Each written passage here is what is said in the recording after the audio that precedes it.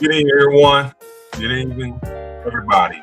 This is Fast Break here for High Sports Radio, your for sports. I'm Davidson Crooks. Lost in Dallas, doing some work things, so he may hop on later on. And he probably won't get away from the phone in Pittsburgh, but it seems like it's not the same in Texas as well. But we'll discuss that if he hops on the live here. For tonight's show, we got a full slate tonight. The NBA Cup semifinals are heating up and the right time. We got the early season storylines and they are getting louder by the day.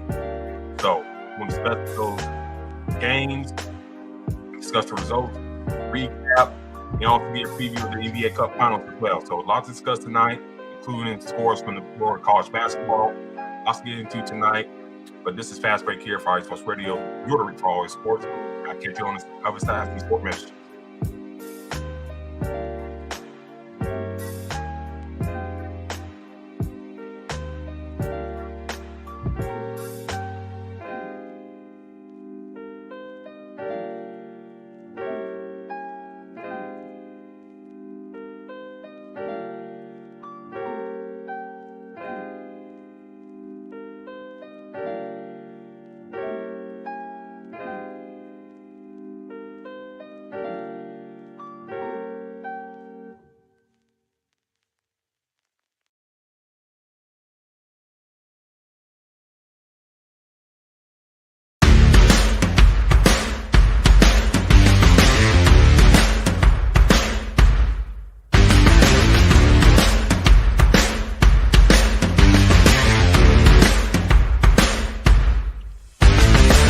Hi eSports Radio fans.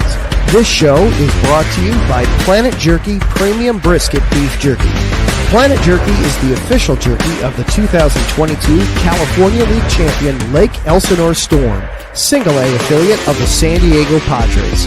This all brisket jerky has gluten-free options, contains no MSG, no sodium nitrate, is low in sugar, and high in protein.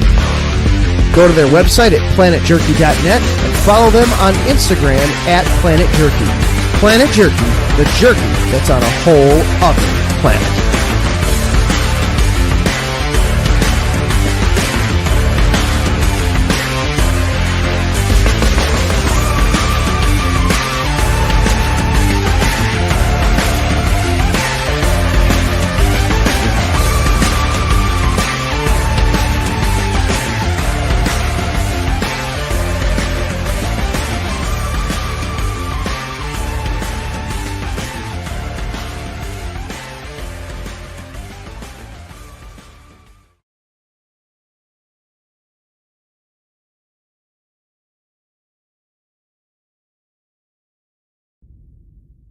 Rise and shine. It's 4 a.m. The stars are still out. The sun is beneath the horizon, but it's time to punch in and go to work. The comfort of your warm-ups turns into the grinding out of your reps as the clinking and the clinking of the plates create a symphony of euphoria. There's no other feeling like it. Earn it, burn it, and take what's yours. iSports Radio has proudly partnered with Vital Apparel, a brand that not only fits great, but also promotes and donates to mental health research. Use our code IESR to get 15% off their comfortable and inspiring gym wear and help them on their amazing journey to support mental health. Go hard, take part in your iron therapy, and be strong. Because when your mental health is as strong as you are, there's no telling how far you'll go.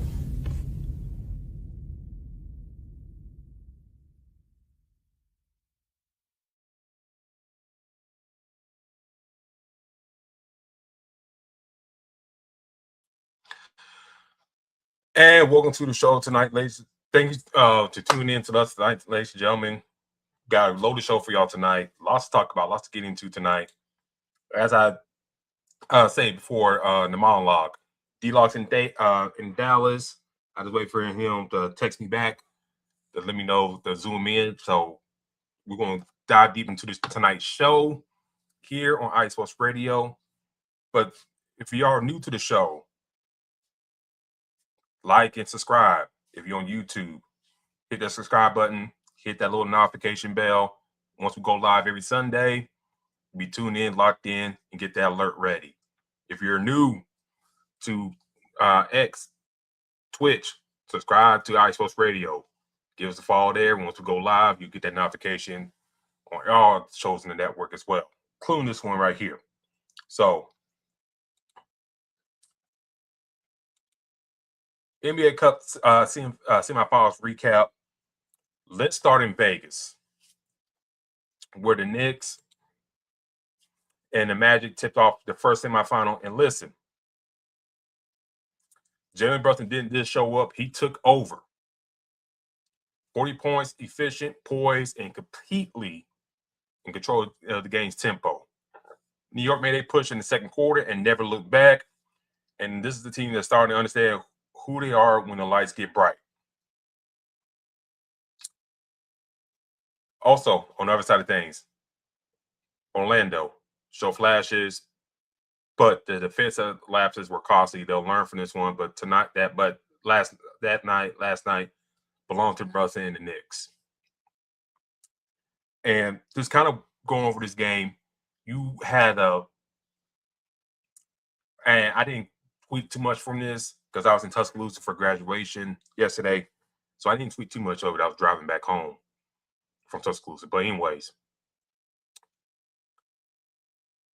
going into this game, the Knicks and the Magic, and if y'all watch our season preview series,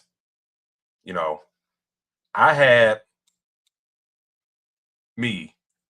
the Knicks and the Magic in the Eastern Conference Finals. I had those two teams pegged for the Eastern Conference Finals. For me, for the Knicks, I was like, okay, you really didn't make no changes with this roster. Only real change you did was Tom Thibodeau for Mike Brown. Or Mike Brown for Tom Thibodeau.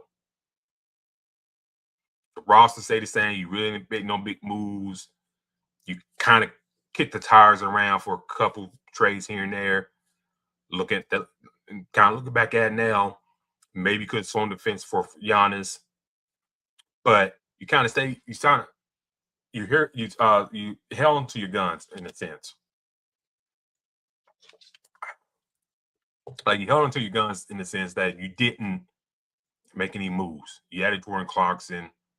You kept some. You get bench guys together. Just got to get healthy and all that good stuff. And hopefully, with Mike Brown in tow, would kind of change some minor things offensively to kind of keep this team moving along.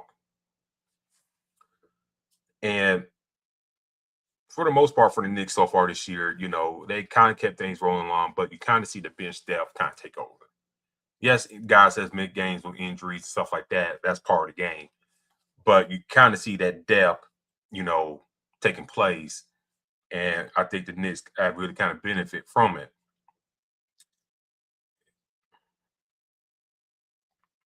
They win by 12 points. Brunson, like I said, alluded to, had 40 points. Karl-Anthony Towns, 29 points for him, 8 rebounds. OG Anunoby, 24 points for him, 3 steals. Mikal Bridges, 42 minutes. So the Iron Man played big minutes once again, but 16 points and 3 assists for him. Josh Hart, 12 points, but 6 rebounds, 6 assists for him, and 3 steals as well. And they didn't go deep in the bench. McBride and Shamet were out, so I'm pretty sure those guys will got extended time. But the starters kind of played like Tom Thibodeau type of style. They played 35-plus minutes except for Hart. And, for them to kind of win this game, to go to the finals of the NBA Cup, I think it's a great statement win for me, for a person that had this team pegged going to the finals. And I think this is a great confidence booster for this team, and we'll talk about the Spurs in a little bit, but a confidence booster for this team that's like, can we kind of use something to separate ourselves from the rest of the guys in the East? And I think this victory can hopefully do that, but, that's ifs and buts. It also all depends on Mike Brown. can he motivate these guys and say, hey, man, hey, if we beat the Spurs and they got Wimby coming back, that'd be a huge confidence booster for us. Yeah, I know we're top of the East, one of the teams top of the East, but beating this team that beat the previously hot streak Oklahoma City Thunder, that's great for us. That was great for us. If I was Mike Brown, if I was Mike Brown, and kind of use his leverage, trying to build some steam and trying to catch up and get and overtake the Detroit Pistons with 20-5 right now. So you kind of like in second place, and the Knicks are kind of by themselves, 18-7 in second place. You know, Boston right behind them. Boston kind of coming back strong, 15-10. Philly 14-10. The Orlando Magic 15-11. But if you're the Knicks, great win. You know, you played heavy minutes. You may have to do that again for the Cup Finals on Tuesday. But you got a little rest in between there and before you had that matchup in Vegas.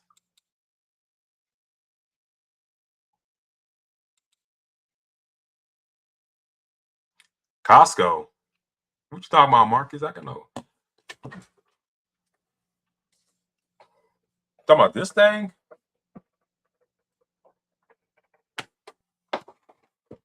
This is a Magic Johnson thing. Oh, you're talking about, okay.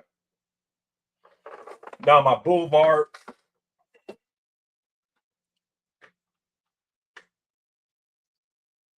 No, man, sometimes, you know, I got a little girl, sometimes she coming messy and stuff like that. But this is for looks and stuff like that. The Boulevard. I love Boulevards out Kansas City, so you know, I gotta keep it there and all that stuff. And you know, sometimes, you know, I just like the looks and stuff like on it and all that stuff and all that. So all that.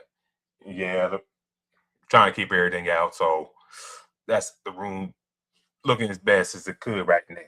So, but anyways, where was I? So back to this game here. The Magic, I know they got Powell back, and it's great that he's back. And going over that stat line, 25 points for him, 26 for Jalen Suggs, Desmond Bane, 18 points for him. Wendell Carter, 14 points, only 6 rebounds. Anthony Black in the starting lineup, 8 rebounds, 12 points for him. But it's just like after that, you only got production for Jet Howard. That's 8 points for him, but nobody else in the bench really showed up. And I think if Orlando, who had a great run as NBA Cup run, if they can, you know, find some continuity.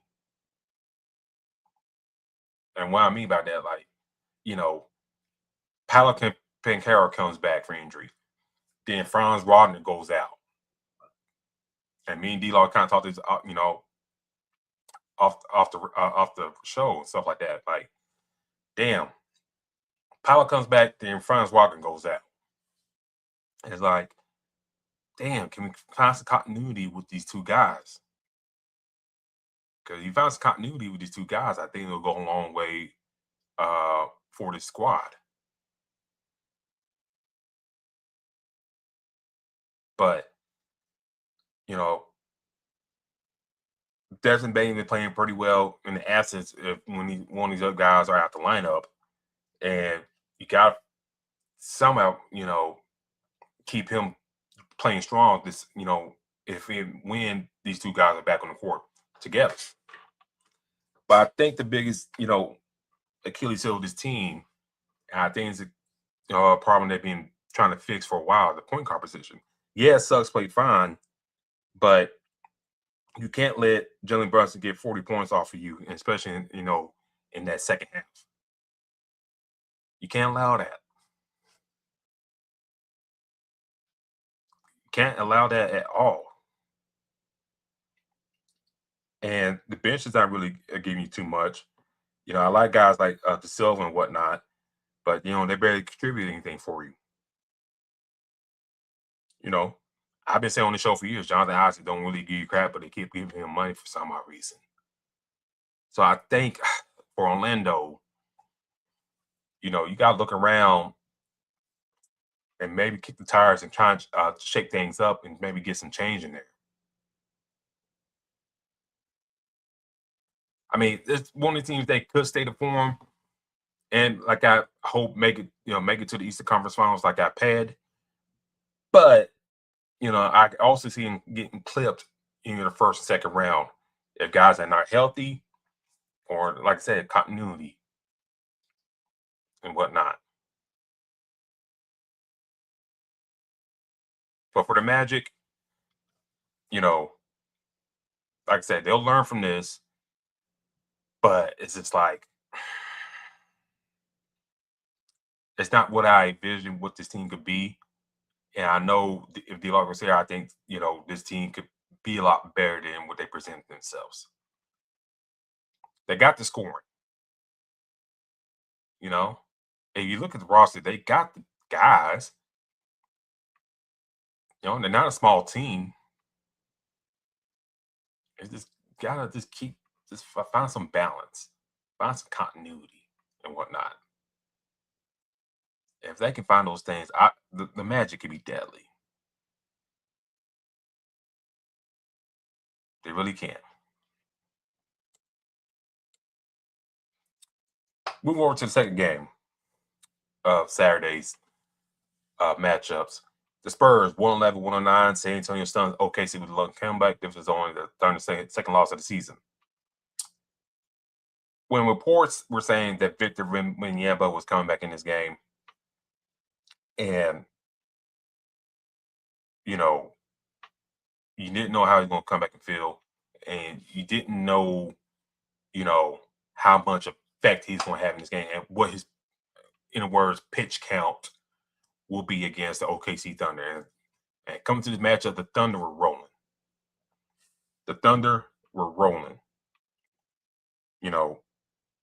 Prior to this.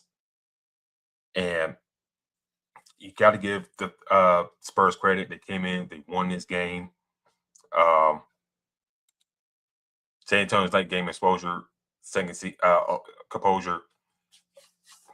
OKC second loss of the season. Fluke, a warning sign for the Thunder. Wimmy's impact on pacing and spacing. Now, for the Thunder, real quick,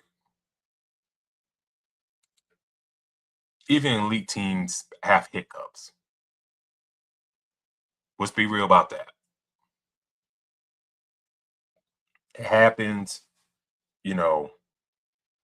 I think this is a good loss for the Thunder to have. It's going to be real. I mean, it's been great to win the money and stuff like that for some of the bench guys and stuff like that. But I think sometimes you don't want to lose, but losses like this, you can gauge and kind of work on things and stuff like that. Because look, like this, San Antonio storms back late and hands OKC the second loss of the season. Like I said, the Spurs show real composure down the stretch, and you can feel the confidence building with this, with the young Spurs group. So, two different teams, but told two different stories, in a sense.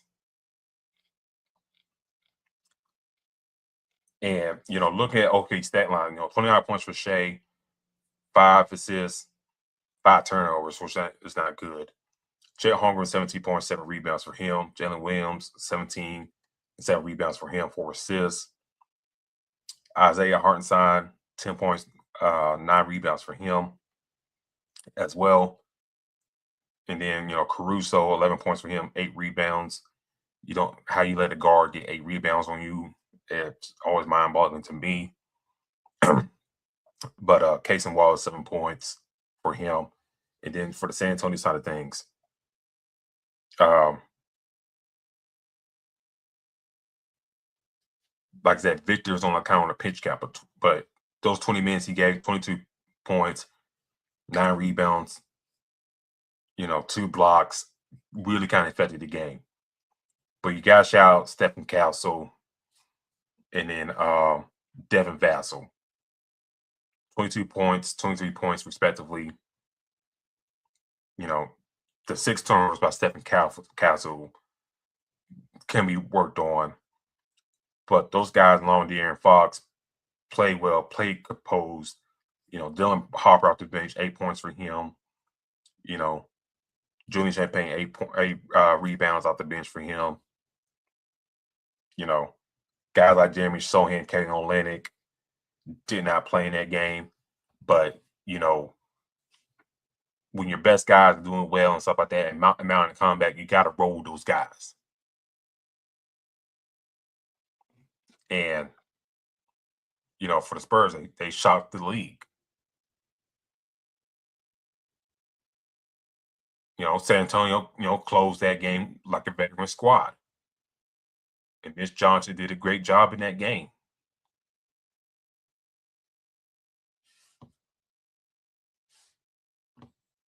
And you got to give him credit as well.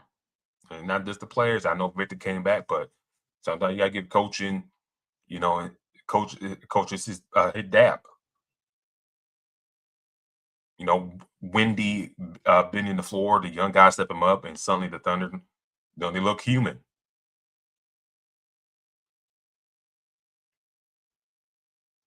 It's like, don't overreact about it, but don't ignore it either, is what I'm saying.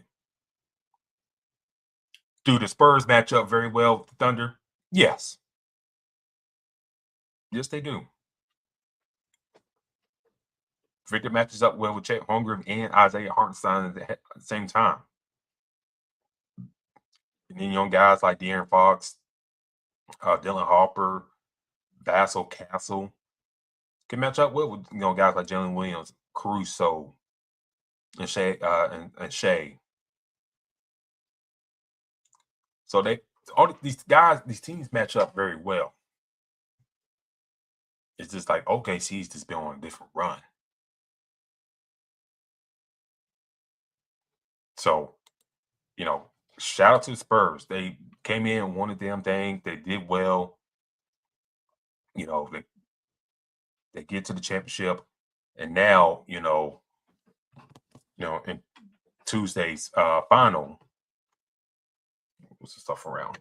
In Tuesday's final, we got the New York Knicks and the San Antonio Spurs. Let me type this out real quick.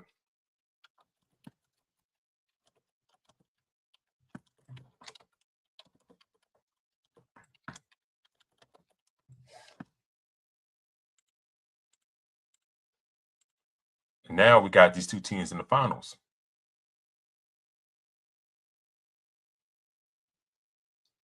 And you kind of look at this matchup. You got the Knicks, playing pretty well for the start of the season. And then you got the Spurs, who started off real good in the early part of the season, came out game busters in a sense.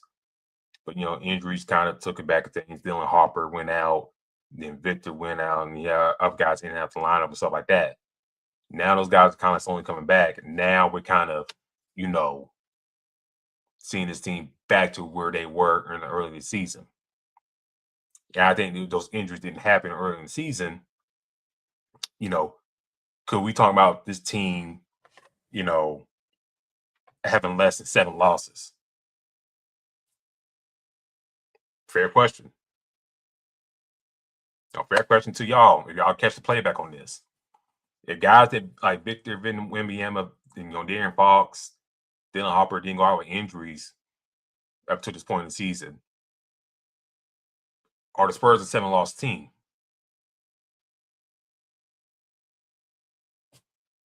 Could that had a streak? Could that had a streak like the OKC Thunder like at this point in the season, or like Detroit earlier they did?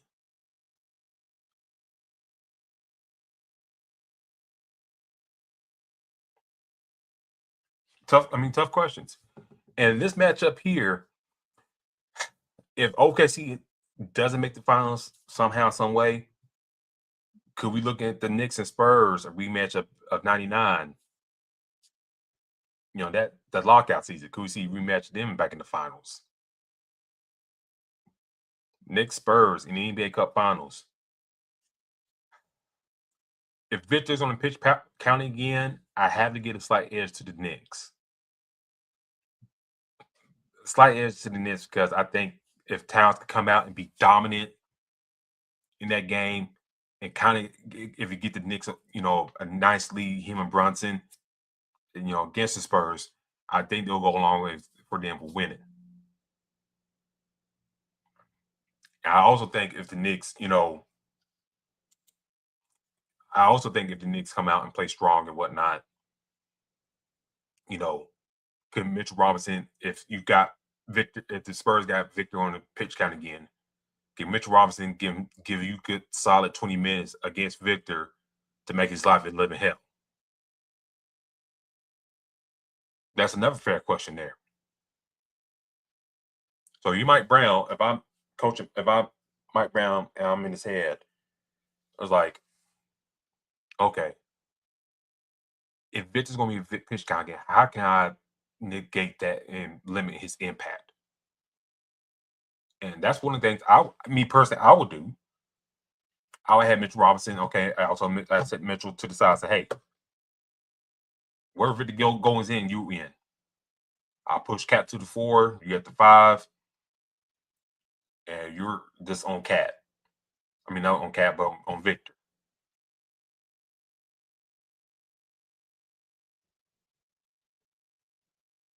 We can throw Cat down low at certain points. Have him, in mismatches against Mitchell Robinson. Against Harrison Barnes, if Luke Cornett. If Jeremy Sohan plays the game, then we get him in matchups as well. But I need you to focus on Victor. Don't let him get off. Don't let him have an impact in the game, special offensive rebounding, all that. Try to contain him best you can. And don't try and get in foul trouble either. That's another thing Mike Brown got stressed to Mitchell Robinson. Don't try and get in foul trouble with Victor. I know he can take out the dribble and all that stuff, shoot over you, but kind of play disciplined ball. So I think you can do those things. If Brunson can get, guys like De'Aaron Fox and Harper in foul trouble, that can go a long way.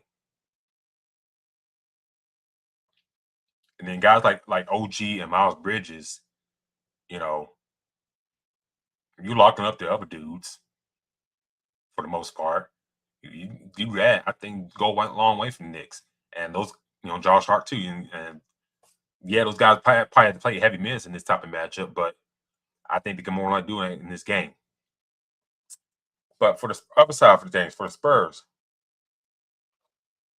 what can they do to win this game?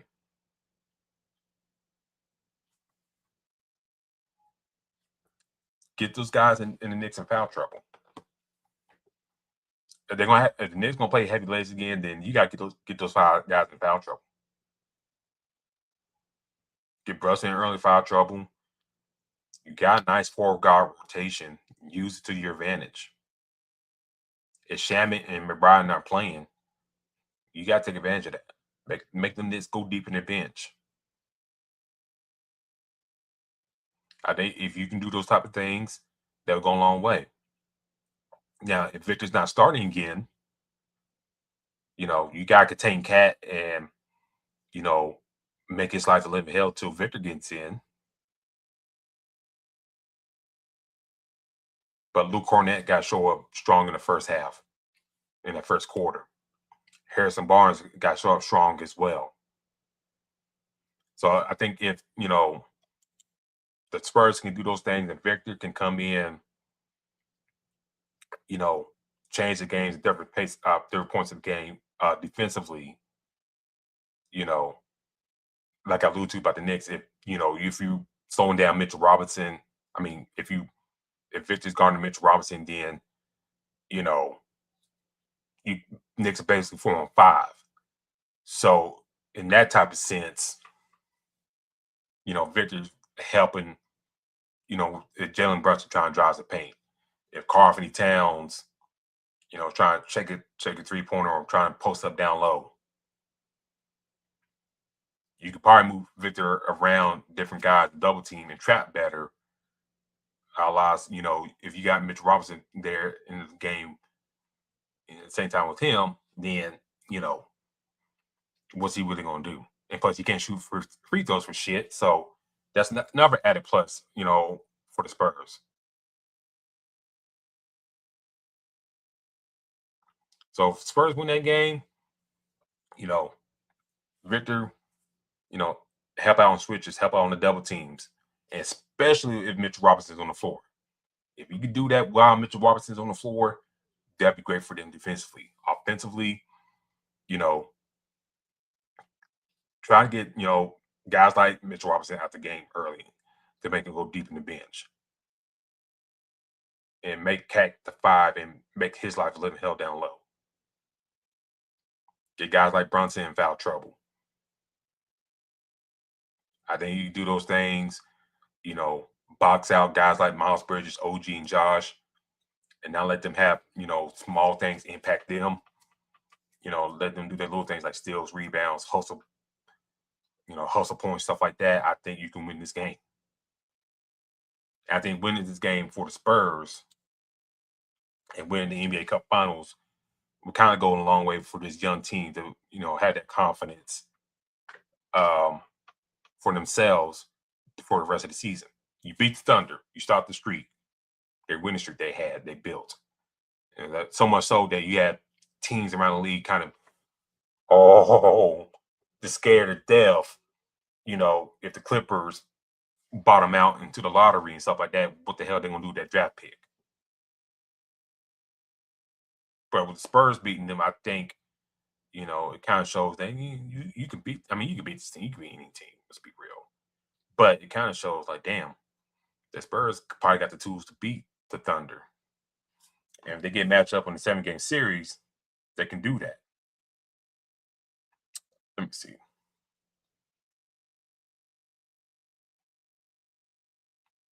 Let me put this out here real quick.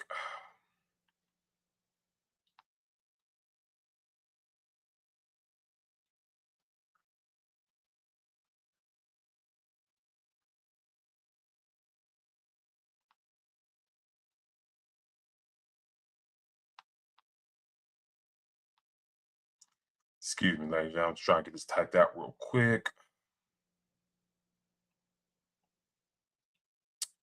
There we go. Sometimes you gotta get things in. All right. So, anyways, like I was saying before I take our first break, I think for each of these teams that have aspirations for a deep playoff run, I think, they can go a long way for their confidence. If New York loses this game, and depending on how the game goes, do they start get wandering eyes and look at Giannis and maybe say, okay, maybe pull the trigger and try and get Giannis in here, and he'll get us over the hump. If they win this game, do they still even think about Giannis? Yes, you always think about adding one of the best players in the world, but let me get this out here. You always think about adding one of the best players in the world, yes. But, sometimes if you build all this continuity and stuff like that and trust with these guys and having, Jalen Brunson take a pay cut, all that stuff, yada, yada, yada, why you want to break it up at this point now? You know what I'm saying? And then for the Spurs side of things, they're also kind of in the talks in the Giannis sweepstakes. So if the Spurs have to lose this game, do you, look around and say, okay, if we add this guy, could he take us over the hump? Can he take us over the hump against OKC in a potential 7-game series? It's kind of like I'm not putting these two teams in the same boat for the Giannis sweepstakes, but they both got assets to make a move for Giannis. Spurs got a lot of young capital. I mean, young draft picks and young guys to send along the way for a straight up trade. Maybe a third team be involved. In New York, probably got to get a couple teams involved for a trade for Giannis. So I think if you look at this, if either team loses, do they look around and say, do we swing for the fences now for Giannis and push our chips in for a championship run? Something to think about, when you're watching Tuesday's matchup between the Knicks and Spurs, and how it goes. That's the main thing. If it's like a close game, I think they won't consider it. But if one of these teams get blown down, then okay, maybe it's time for a shake up here and there. All right, so that's the end of that segment there. In closing, I think it should be a great game. I know it's on Amazon Prime, the finals matchup, and I kind of like what they did last year. They put the game on ABC and all that. So I, kind of missed opportunity, to have a New York-based team and one of your young best players in Victor on cable television. I think it's kind of missed opportunity there. But, that's my opinion. But Amazon has been doing a great job all year, so I can't take that away from them. All right. Done with that. On the other side of things, I'll go over the scores of college basketball. And Syracuse fans, I know y'all mad that Hawks beat you. I'll talk about that. Also, I'll talk about Alabama losing to Arizona and down in Birmingham. And do they have a big man problem? I'll discuss that much more here on Fast Break for Express Radio. You're for y'all in sports. I'll catch you on the other side.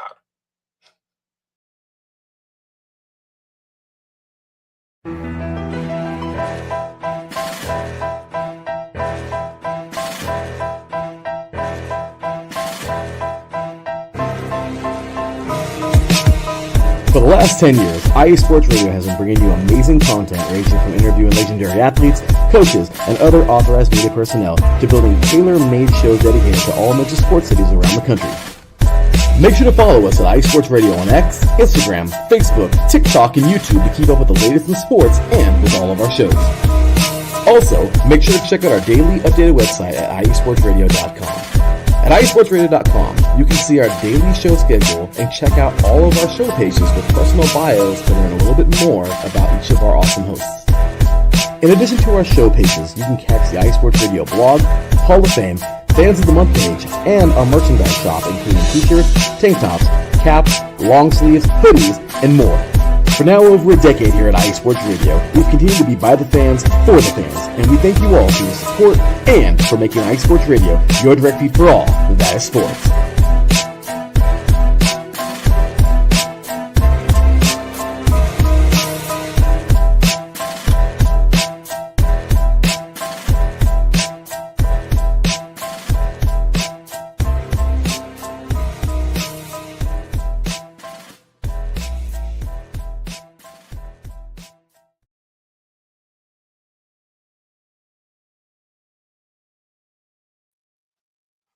And welcome back to the show here tonight, ladies and gentlemen. This is Fast Break here for iSports Radio, your direct for sports.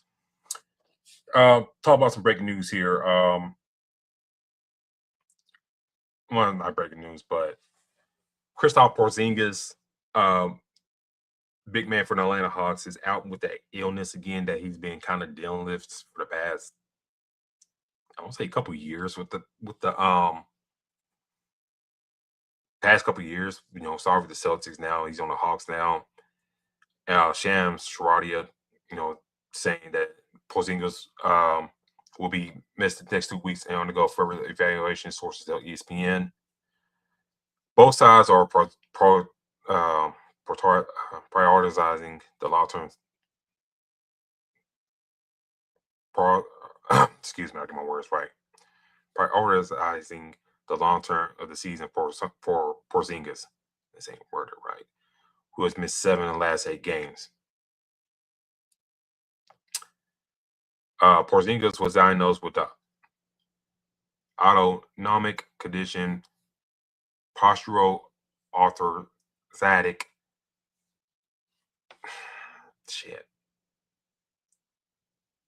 tachycardia syndrome (POTS) last season in Boston. He and doctors found solutions over the summer to manage his health, and he entered the Hawks season in good condition before the recent bout of illness. So, if you're Kristaps Porzingis, I hope he gets well. He's been doing this for a while, and that I think that kind of played in a way for Boston not repeating last season. I mean, Jason Tatum going out definitely just basically killed everything, but Porzingis not being like at full strength, stuff like that, kind of killed things, in my humble opinion. And I hope he gets feeling better, but I know he's in the last year of that contract too, so I hope he comes back, plays strong, and try to get another contract for himself. But man, he might start looking out for his own health. I don't know what it is. He's in Atlanta, so hopefully, he can find a good doctor that got good doctors down there, maybe can find something. Granted, yeah, he was up in Boston, around, Harvard and all that stuff as well. And I just hope the dude gets better. Hope he does. And he has to retire for his health, and he got to. But welcome back. If you see the ticker down low, follow iSports Radio on social media feeds, X, Instagram, Facebook, TikTok, and YouTube. Also, subscribe to the YouTube channel. The road to 500 is very strong, so do subscribe to the YouTube channel. Hit the subscribe button, and once we go live here on every Sunday, you'll get the notification as well. And also, any show on the network, we're routine our football, American football show, our volleyball show, our football/soccer show, hockey, baseball. Baseball is on a little break right now till spring training comes around. But, shows like ours, football, college and pro, hockey going strong. So any of our auto sports show is on break right now till they get things rolling back. I think NASCAR gets up on like mid-January, stuff like that, with testing, all that stuff. So those guys will be back here next month, mid next month. So do subscribe to our social media feeds right there as well. Like I said, subscribe to the YouTube channel. We're trying to build that up as well. So I did a little tease and whatnot. And let me pull this up here.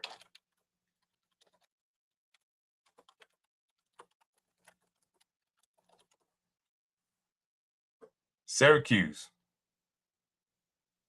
I know y'all fans are mad right now. Y'all lose to Hofstra. And I think Hofstra is located in New York, I believe.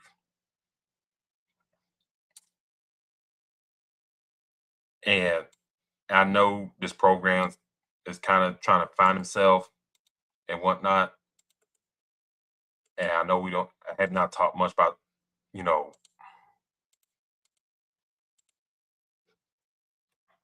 about the Syracuse Orange basketball program. I know they got Carmelo Anthony's son there, and that's received a lot of nice pub for them. But Syracuse come off a tough inexcusable loss to Hofstra at home, 70-69. And shout out to Speedy Claxton. Didn't know he was the head coach of Hofstra, but shout out to him going back to his alma mater and coaching them up. And Hofstra's 8-4 in the season, by the way. A game multiple outlets describe as a major setback for the program. Now, I think the reason why, folks are saying it's a setback for the program, only because I think, like I said, Hofstra's in New York, and Syracuse.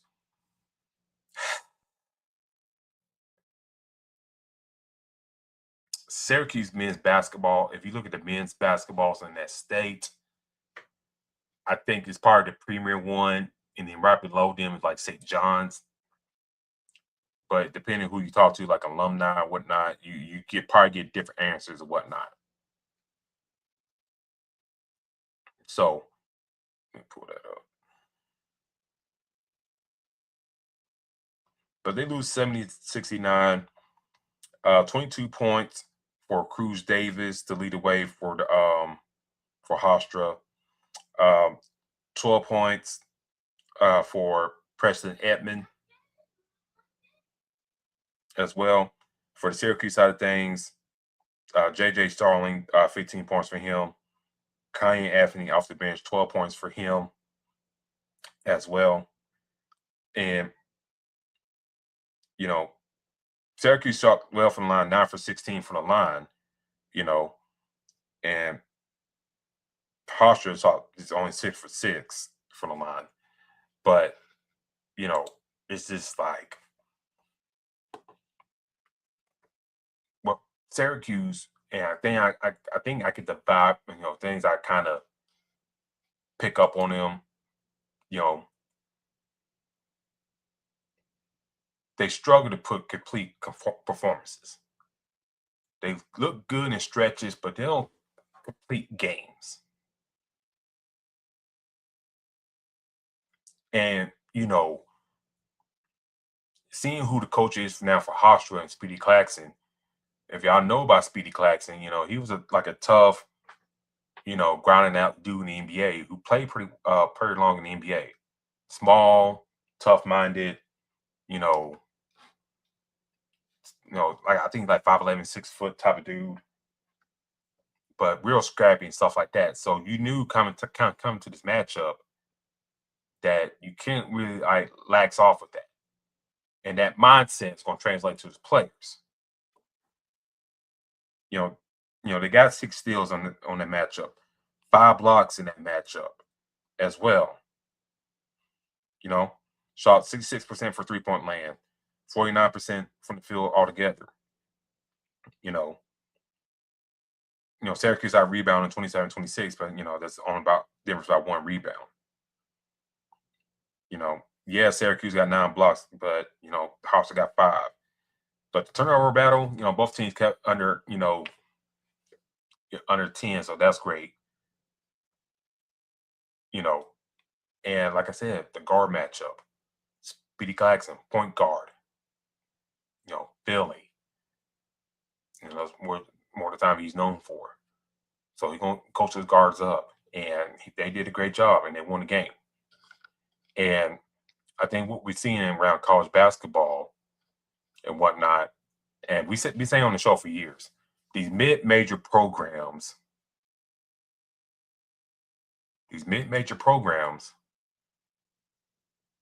they get built up better than these Power 4 or Power 5 conferences. These teams go dip in the program and stuff like that as well. But you got better continuity there compared to the big ones. Because the big ones, if there's a coaching change and stuff like that, you see a whole roster turnover there. And you see it especially anywhere coaching happens. But if the coach is sticking around at a mid-major place for years to come, like Speedy, for example, at his alma mater, then you could do something there. You're in New York. You got a good base to recruit from, high school-wise. You can dip in the portal, get a couple guys from there and stuff like that. I don't say, make it golden, but, you got a good thing going right there.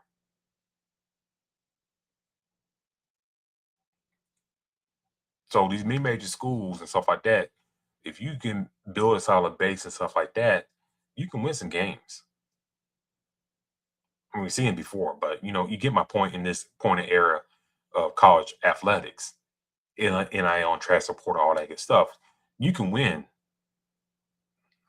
at a good level. And with the parity and stuff like that, everybody's so spread out, you don't have top heavy teams like you used to. So you got a Syracuse team, Jim Boeheim on the sideline, but still a power, still can recruit guys, got a reputation, but they're not as top heavy like they used to be.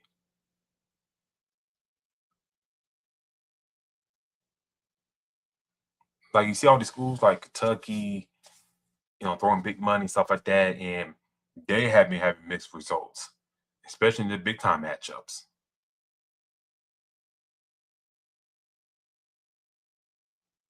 So yeah, you like throw the money all you want, all that stuff. Ain't shit gonna change unless you can build a good nucleus around your squad. And we kind of been seeing the results of that the past few years.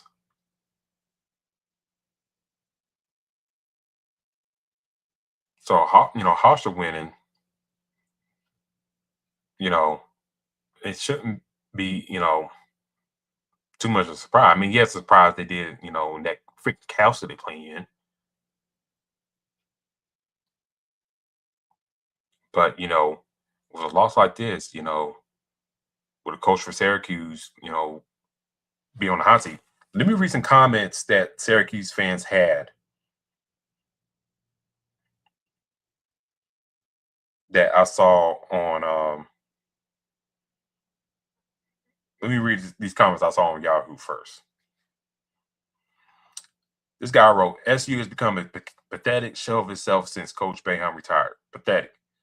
Syracuse basketball is as good as their football. How can you suck so bad at free throw line? I think they're worse in the nation. I won't say all that, but one guy said, how I miss those days of the Big East win. Me too, but dog, me too. Like the great John Thompson said, football killed the Big East. Yeah, I agree with John Thompson there.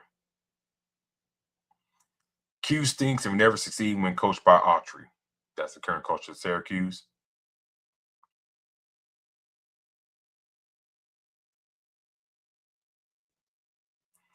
Some folks were complaining about the foul on Kanye Anthony, grabbing his arm, whatnot. One guy wrote, I'm out like Q's in the first round of the NIT this year. Just, more comments, pitiful, painful. So talk about the foul. So Q's fans are not happy. Syracuse got several games ahead. Before the ACC, that next matchup is against Maryhurst on December 17th, wherever the hell Maryhurst is at. So I think if you're going to use get back in and get right with things, I think this is the game you should use. But like I said, shout out to Hofstra. They did well. They came into the Carrier Dome and played very well and won that game. And, if Hofstra were to make the tournament, which they probably had to win that conference championship, but if they happen to be good enough to be an at-large team, I think this is one of the victories you can use to be how Syracuse season goes to kind of like, hey, we went to Syracuse, we beat them. Hey, we got a legit claim here. So, shout out to the Hofstra there. And I got to talk about this.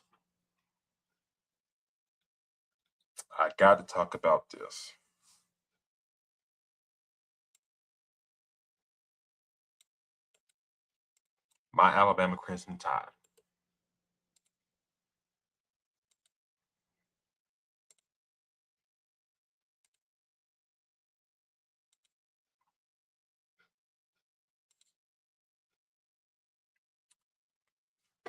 They lost 96-75 to the Arizona Wildcats.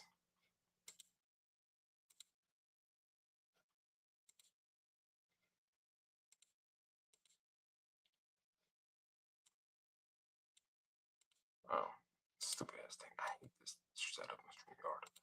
Anyways, they lost 96-75 to the Arizona Wildcats. The game is playing in Legacy Arena in Birmingham because of graduations in Tuscaloosa, where I was at Saturday.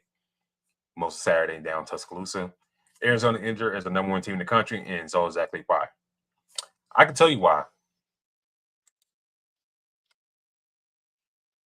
Brayton Burries took over, dropped 28 points, including 20 in a 14-minute second half burst, in which he looked very, very good. I can't take that away from that young man. He looked very good in that game, especially in the second half. And Alabama really had no answer for it. 5 and 10 from 3, completely flipped the momentum after halftime. Alabama led at halftime 41-39. And then, Arizona responded back, 14-1 run to open the second half and never looked back.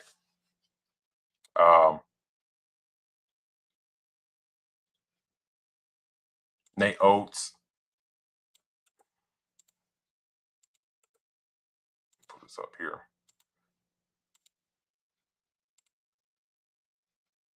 Nate Oates admitted post-game that coaching decisions include limiting limits for Jaleel Berthea and Davion Hannah were mistakes. I will say this.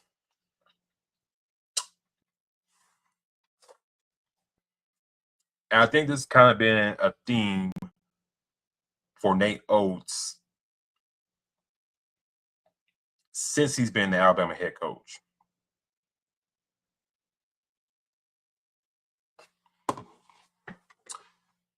Your guard play is fine. Your 3-guard play is fine. Wherever you have a guard, it's fine. From point guard, shooting guard, 2-guard, even small forward, been fine. But the trouble with him, and he never has found the right guy yet, or whatever, down low. But the big man problem is a big issue. I don't know what it is.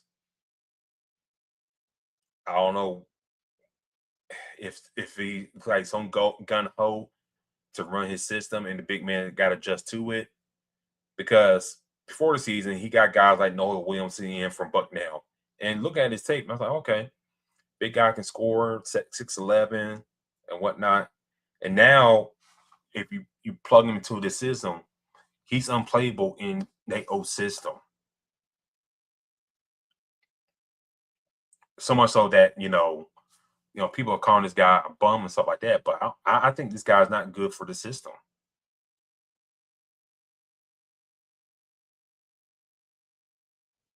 If y'all go look back at Noah Wilson's way he played in Bucknell and what they're trying to do in Alabama, it's not a good fit.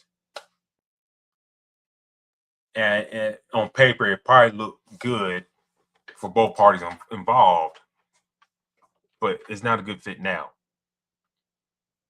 And if I know Wilson, I'm trying to next year, if I got any eligibility left, to go somewhere that can help, I can use me down low.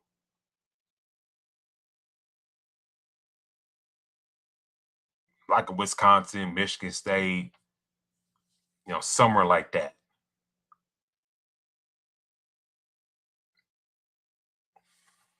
Because what Alabama trying to do is not with big man is not working. Taylor Bowen didn't rebound with the crap. That's another guy that Florida State fans were saying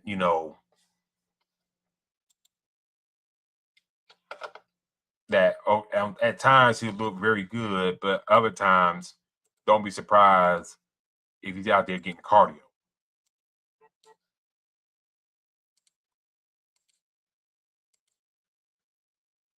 And that's exactly what Taylor Bowen did in that matchup. Yeah, he had 4 blocks, but I think the effort could have been better there.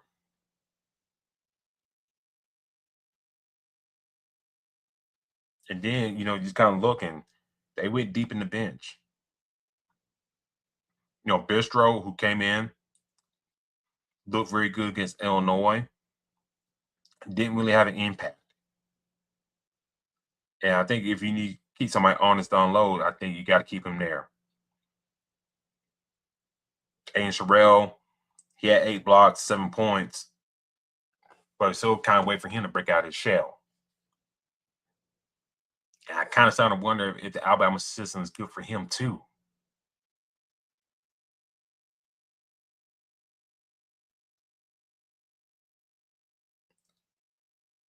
And it ain't Holloway. He didn't just show up at all.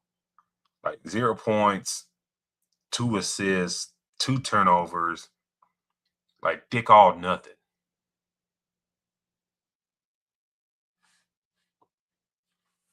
And then, look at Arizona. Like I said, Barry's had a strong second half. Got to work on the foul situation. Cole Pete, 6 points. Probably should have dominated more, better down low, given that Alabama really had no down low threat. But I think that's something that the young guys should, got to work on. Taking advantage of mismatches down low. If Arizona's going to be in the Final Four, then Cole Pete got recognized. Okay, Alabama like play up and down, but they got nobody down low, so I should be at least getting double off this matchup at least. And it didn't happen. But Corvallis, he has 14 points, 14 rebounds. In the matchup against Alabama, 13 points off the bench for Della Orso as well. Jaden Bradley, the former Alabama recruit and player, he had 13 points and 7 assists as well. So a big time win for Arizona and Birmingham. I wonder, as an Alabama fan, how many more games you're going to do this in Birmingham and get beat down like this? Just saying. So big time win for Arizona. And I got to give them the shouts out and stuff like that. They played well. They played strong. And they showing why they're one of the better teams in the country, along with, teams like Michigan, Gonzaga, and BYU is playing very strong ball here lately. But you kind of look at the AP Top 25, Arizona, Michigan, Duke, Iowa State, Connecticut, Purdue, Houston, Gonzaga, Michigan State, and BYU and Louisville. I think they really start putting themselves in the class about itself. That Big 12, is looking very strong between Iowa State, Houston, and BYU. The Big 10 looking very strong with Michigan, Michigan State, and Purdue.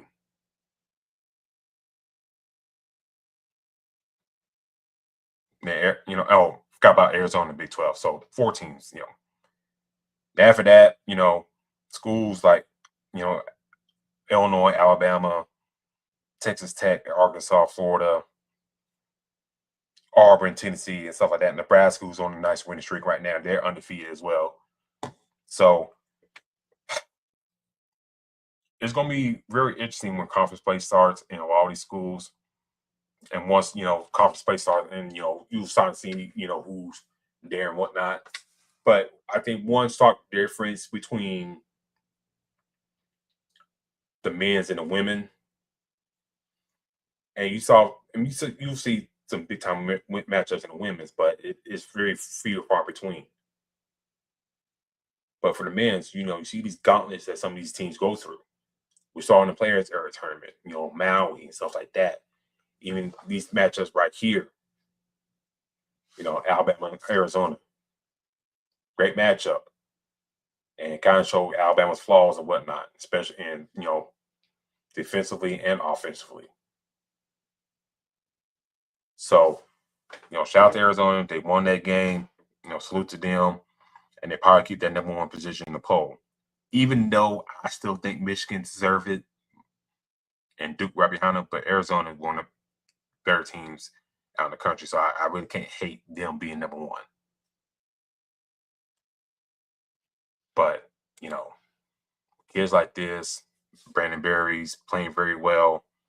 You really can't take that away from them. And pull it back up. And another kid, a diaper dandy. One of these diaper dandies that we be talking about all year really showed his stuff against one of the top programs in the nation. So salute to the Arizona Wildcats on the big-time win in Birmingham. Before I get out here, just go with some quick scores around the league real quick in the association. Well, I'll stay in college here.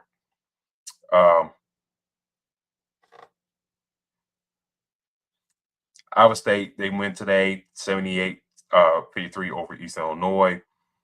So another win to keep them undefeated. 18 points for Milan Malavalik. So 18 points for him, and that win against Eastern Illinois there. Going back to yesterday and talk about matchups and stuff like that, Gonzaga wins 82-72 against UCLA.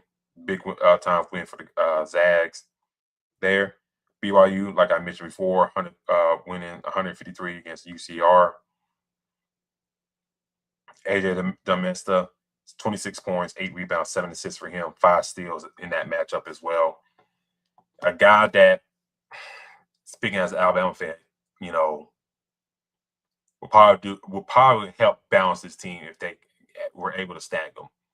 I know it came down to money, but I think this kid would kind of help out Alabama down low and help with the scoring there.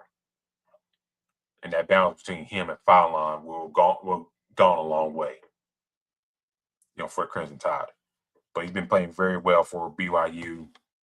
And boy, him, Boozer, and Patterson kid, they really challenging for that number one spot. And we're trying to do a mock draft here sometime soon to kind of see where my head, give y'all see where my head is at with these kids right now. Because this is like one of the better drafts we won't have in a while. Like, we got a lot of potential guys from the top 1 pick, and the Mensa's right up there.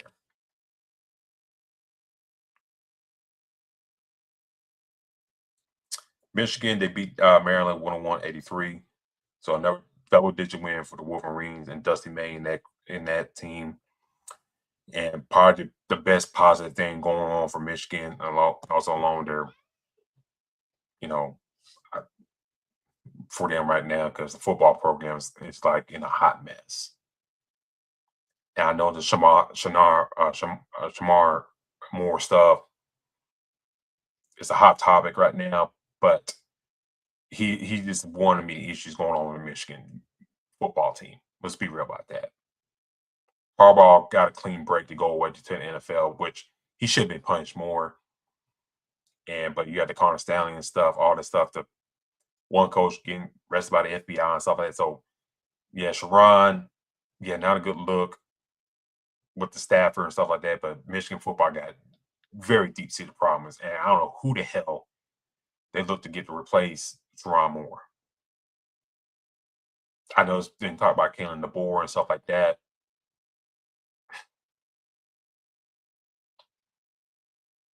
That's a lot of money you got to give up to get him to go to Michigan. I don't see that happening. But we'll see. But big time win for Michigan right there against Maryland there.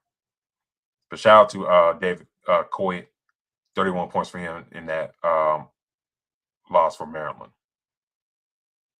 Bettyville, 83-72 over Central Arkansas in that matchup.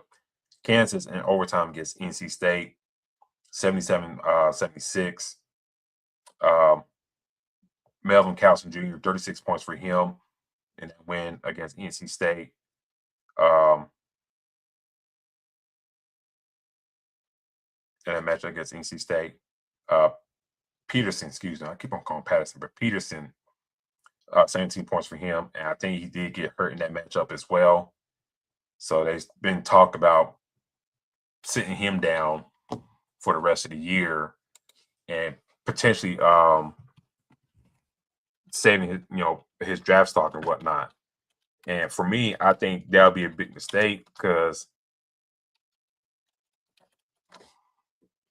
I think you got too many other guys jockeying for that spot. So, if I was them, I'll keep on playing. So, play well. I just think, he just if you can play,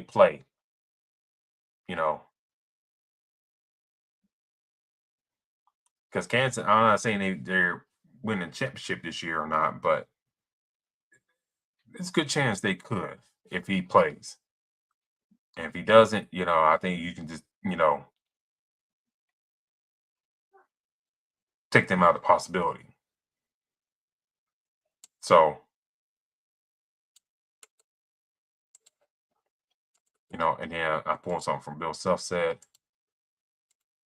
move from the NC State after discovered per Bill Self. So, you keep it period. I mean, I know you're trying to protect Peterson for his own self, so we'll see. But big time win for Kansas. That kind of team that kind of needed to win like that on the road. Auburn beats Chattanooga 92-78.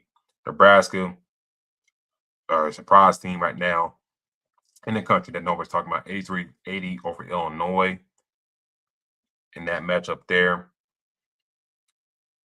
Louisville, watched this game a little bit while I was at Baumhauer's, 99-73 over Memphis. And once they got the lead on Memphis, there's no comeback. And Memphis don't got the guys to come back like that. So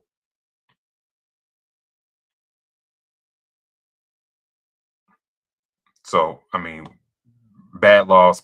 Memphis is 4-5 in the season. Hopefully, Penny can turn things around come conference play. Houston beats New Orleans 99-57. For some of y'all don't know, Master P, he's kind of like the general manager for New Orleans University basketball team and whatnot. And his son, Mercy Miller, plays for Houston. He got 15 points in that matchup, against his dad squad. So, shout out to Mercy Miller for doing his thing and getting, some nice minutes off the bench for Houston. Because playing in Kevin Thompson's rotations is very hard to do. And Miller has shown that he can produce as well. Florida wins 80-70 against George Washington. And watching this matchup, let me pull this up. Let's see.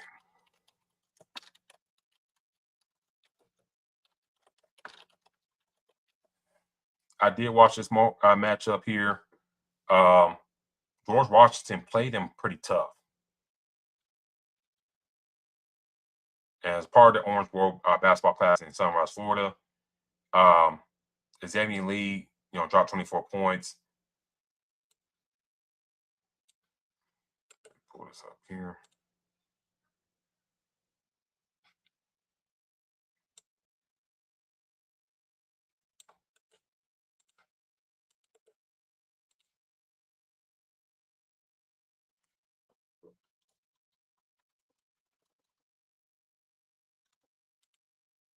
Excuse me just a second. Second half surge from Florida led to 30-27 at halftime, then spoiled for 50 second half points, shooting 66-27 after the break. Transition offense was the difference, 12 points off turnovers. So they played, like I said, George Washington played him tough, but the second half, Florida's kind of took over. And, George Washington really didn't have an answer, after the turnovers and stuff like that. But, they didn't let the game get out of hand. They came back, played strong, George Washington. And, it's just, with these big time schools, once you get a little run in them, and stuff like that, and kind of turn the jets like that, that's all she wrote for these smaller schools at times. But George Washington, like I said, they played tough, stuff like that. And the game's a lot closer than what the final score suggests. But nice win for Florida. If you're George Washington, nothing to hang your hat on. So I think you can take this game, build off of it, But I think you can really learn some things if you're George Washington to kind of move forward the rest of the season. And a team that should be talking about as a tournament team, if not at least an NIT team. Michigan State 76-72 over Penn State in a conference matchup. Nice win for the Spartans there. Purdue 79-59 over Marquette in that matchup as well. Big time win for Arkansas 93-86 over Texas Tech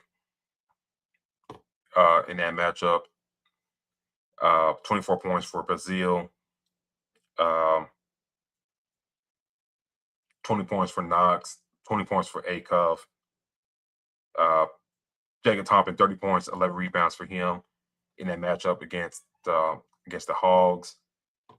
So big time win for Arkansas and a team that,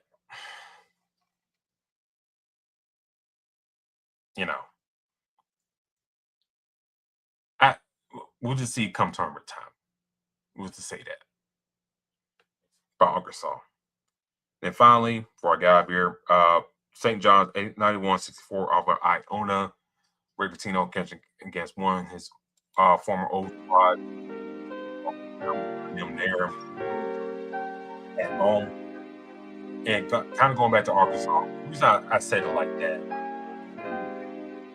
Kyle Perry's reputation and big time players choking and not meeting expectations and stuff like that.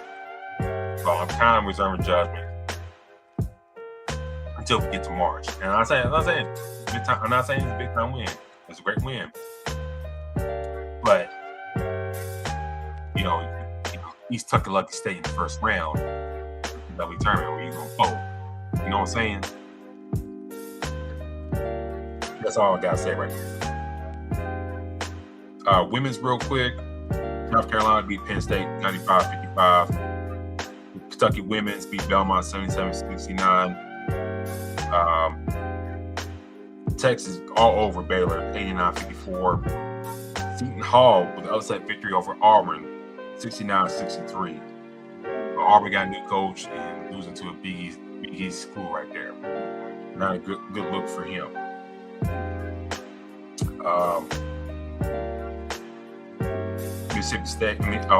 Mississippi State over 7 minutes, 87-64 in that matchup. Louisville over North Carolina 76-66 in that matchup as well. And Nebraska over Illinois State 85-44 in that matchup as well. But thank you for tuning to our show tonight, ladies and gentlemen. Like I said, do follow Ice Sports Radio on all your social media feeds: X, Instagram, Facebook, TikTok, YouTube. We do a lot of shorts and stuff like that, so you happen to see the show and the recap. You see a lot of shorts on Instagram, Facebook, and YouTube shorts. Like, give a comment there as well. If you catch playback on the show, do give a like and follow as well, and give a comment as well. You can follow D-Locke at Black-813. That's Black-813. Do follow me at Spawn4288, and also follow the show's page on Twitter/X at FastBreak.ISR. That's FastBreak.IESR as well. Well, I'm gonna get off here. I'm gonna get some dinner. I'm gonna watch the rest of this Laker game. But until then, ladies and gentlemen, come next week, we'll talk about the NBA Cup Finals. The league kind of get back to resuming things, and also scores around the world of basketball. Until then, have a great night. Stay warm if you're especially on the East Coast and stuff like that in the South. I'll talk to y'all later. Peace.